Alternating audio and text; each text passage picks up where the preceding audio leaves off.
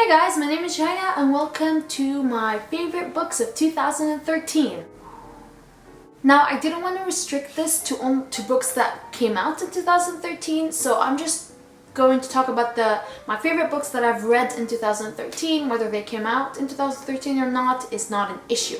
They're a collection of everything. There's like contemporary, paranormal, and surprisingly, there's only one dystopian in this whole collection. The first book, or book series, that has become a favorite of mine is the Unbecoming of Mary Dyer series, and this is The Evolution of Mary Dyer. I know this came out last year in November, so it's a 2012 release, and the third one is actually coming out next year for some reason. But I love this book so unbelievably much that I know Kitty Tastic also had this as her top books of 2013. I kind of had the same feelings in that when I read The Unbecoming of Mary Dyer, it was an addicting read, but I just didn't know how I felt about it. But I did end up giving it like a 4.5 or a 5. But when I read The Evolution of Mary Dyer, my mind was blown. It was that amazing. This is not, I just don't know how to explain this. And it talks about a girl who kind of has these hallucinations and she has these powers, and she doesn't, like, it's kind of hard. When I was reading it was kind of hard for me to know if what she was looking or feeling or seeing a reality or real or fake or just her hallucinations. And I think that's what really increased the creepy factor for the book. And this has one of my favorite love interests, who is Noah Shaw. The Evolution of Mary Dyer was even better than The Unbecoming of Mary Dyer, and it was so unbelievably creepy that I was scared when I was reading it. That was how scary it was. I cannot wait for The Retribution of Mary Dyer, and it comes out I think April of 2014. So if you guys have not started this series or read the first one and was not really that happy with it, then I suggest you read this one, because this, I am 100% sure you're gonna love it. The next book is Pivot Point, which is the first book in this trilogy. The second one is called Split Seconds, and it comes out I think beginning of next year. Pivot Point, the main theme of it is like parallel worlds, and I'm actually quite shocked that this book was such a fantastic read. I actually requested this for review as an e-galley, and I was kind of about it, but when I started reading it I could not stop, so I ended up reading it in one sitting, and I was unbelievably excited with the ending, with the story, with the characters. Everything was fantastic, and it reads as a contemporary, but it's actually like in two POVs, so two different worlds. But this book was a fantastic experience, and if you guys are not fans of parallel worlds, I suggest you still check this one out. Pushing the Limits by Katie McGarry. Initially I gave this book 4.5 stars, but after I put this down and kept on thinking about it, and like weeks later, this book just kept on popping up in my head, and technically now it's like a 5-star, and I cannot wait to reread it. And this book is heavy contemporary, but it was so unbelievably good, and it's told from two POVs. If you're a contemporary fan, I would suggest you pick this up immediately. The next book is a sequel, and it is Unravel Me, the sequel to Shadow Me by Dyer. Shadow Me was like one of my favorite books of 2012. Like I loved it so much. But Unravel Me, so I was kind of like afraid of how I'm going to feel when I was reading Unravel Me and my expectations and stuff, that when it actually came out I did not pick it up immediately and just left it for like a month, but then I had to pick it up. So I read it, and it is even better than Shadow Me, if that was possible. I didn't think that was possible, but it is, and it's even better than Shadow Me. And this is one of my favorite dystopian books ever, and if you guys want to read authentic dystopian, I guess, and just really well written stories and a book full of emotions, this definitely would be a book or just a series to actually pick up. The next is a new adult contemporary, and it is The Sea of Tranquility by Katja Millet. I am not a huge fan of the new adult books that are being released, in that most of them are very typical to, or take the whole new adult. They're kind of cliched in that they just stuff the book with romance, or just really badly written romances in my opinion. But The Sea of Tranquility is just amazing. It is a very long book, 430 pages, but I read it in one day. I think I stayed up to like 5 in the morning reading it, and it talks about a lot of issues, and again it's told from 2 POVs.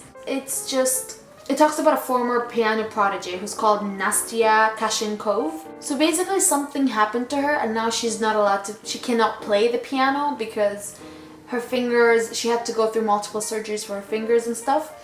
And so she harbors this like anger within her for the person who destroyed her life. And there's also the POV of the other person who's called Josh Bennett, and he himself has his own issues. And this book is all about like healing and loving yourself again, basically, and just finding the person that you can do that with. And this book is just amazing. Definitely would recommend it to anyone who loves contemporaries in general. The next book is Truly Madly Deadly by Hannah Jane. This was such a surprise. It's a very short book. It's like 260 pages. And it says here, they said it was an accident. Sawyer Dodd is a star athlete, straight A student, and the envy of every other girl who wants to date Kevin Anderson. When Kevin dies in a tragic car crash, Sawyer is stunned. Then she opens her locker to find a note. And the note says, "You're welcome." Someone saw what he did to her. Someone knows that Sawyer and Kevin weren't the perfect couple they seemed to be. And that someone, a killer, is now shadowing Sawyer's every move. I know this book got some kind of like conflicting reviews, but I loved every second of it, and I was creeped out. I was trying to like figure out who the killer is, but I could not do that until the end. And this book is just amazing. If you guys love these kind of mystery crime novels, then I would suggest you pick this one up. Now we've got Thornhill by Kathleen Peacock, the second book in the series Hemlock. The first is Hemlock, obviously, and it is right over here, Hemlock. And this is Thornhill. Hemlock is one of my favorite books. You guys already know this, so I'm not even going to talk about that. But Thornhill was so unbelievably good. It had a different setting. It wasn't the same setting as Hemlock, but it's the same characters. It's one POV from the same girl, Mac. But I just loved the change in settings and how everything is new, and the writing was gripping, the plot was gripping, the characters were amazing. You're just 100% invested in all the characters, and they feel like they're your best friends. And this book was just amazing. And it's paranormal, werewolf. No, stay with me. Doesn't mean it's werewolf that it's not good. I'm telling you, this is one of the few paranormal books that I actually love. I'm not a big fan of paranormal novels, but even though I have like 3 paranormal novels here, but those 3 series are my favorite paranormal series that I've read. So this is one of them. Definitely pick up Hemlock. I cannot recommend it enough. People, listen to me, buy it, read it, then come and thank me, because I know you're gonna thank me. The next book is Apollyon by Jennifer L. Armentrout. So nowadays, the booktubing community is going crazy over the Lux series, which I think is kind of like 2 years too late, but that's fine.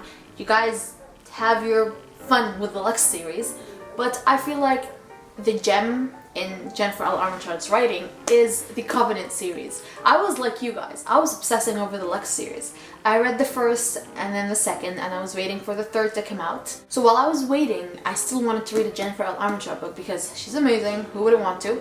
So I picked out the first book in the Covenant series, which is called Half-Blood. I was not that impressed with Half-Blood. I was like, yeah, I'm gonna stick to the Lux series. But then the waiting was killing me, and I needed to pick up another Jennifer L. Armentrout book, and I picked out second book, Pure.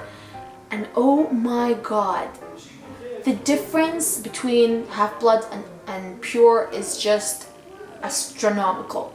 Pure was unbelievably addicting. I could not put that book down, and as soon as I finished Pure, I picked up the third book, which I cannot remember. What is the third book called? The third book's called Deity, so I picked up the third book, and then I was like, I finished the third book, and I'm like, yeah, no, I need to pick up the next one. And then I picked up Apollyon, and so far Apollyon is my favorite. Well, Deity was good, and Pure was good. They were all five-star books.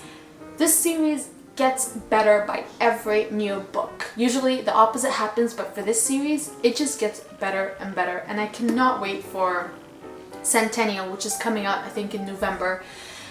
And oh my god, this series, guys, I've been recommending it around the booktubing community when they talk about the Lux series. And I'm like, okay, yeah, Lux series, awesome. Go read the Covenant series. past the first book and then you're gonna get hooked by the second book. So please pick up this series and try at least 2 books and then come and again thank me, because this series is amazing. Endless by Jessica Shervington. This is the 4th book in the Violet Eden chapters, I think. Yeah. The first is Embrace, the second is Entice, and the third is Emblaze, while the 4th is Endless. There's also a 5th called, I think, Empower. So this is the 4th, and this is another example of how by each new book the series gets better. And again, the first book, Embrace, wasn't that impressive. I gave it 3.5 stars, and then I read Entice and I gave that 4, and then I read Emblaze and I gave that 4.5. And now I'm reading Endless and I have 100 pages left, and that book is a solid 5 stars. This is about angels, and it's one of the only angel novels that I actually really enjoy. So give this series a try, or at least the first 2 books, because I'm telling you, it's amazing. And I was gonna give up on that series, but then I got the second book for review and I'm like, I have to try it. You know, like at least give it another chance, and I did, and I'm so happy I gave it another chance. And the series is just amazing, and this one comes out in October. The last book is a book that I have recently added to my favorites list, and it is How to Love by Katie Katugna, a contemporary that I just love. It says here that it is a breathtaking debut about a couple who falls in love twice, and I completely agree. It is breathtaking. It is just, I could not put when I was reading this book, all I thought about was this book. Everything. Whether I was going to sleep, or whether I was eating, or whether I was going out, I was thinking about when I can get back to reading this book. I think I already talked about how I love this book. So this one comes out October 1st, so please pre-order it.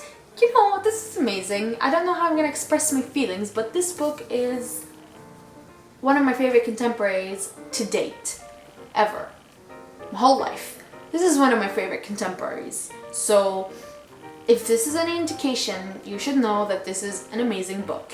And I'm a contemporary girl. I read a lot of contemporaries, so it had competition with a lot of different books, and this came on top. So definitely pick this one up. So there are a couple of books that I actually did love, but I read as an ebook, and the first is Out of the Easy by Ruta Sepetys. This is historical. It's set in like the 1930s, I think, and it was a surprisingly amazing read. The second one is The Boys of Summer, and this is another contemporary new adult that is done right.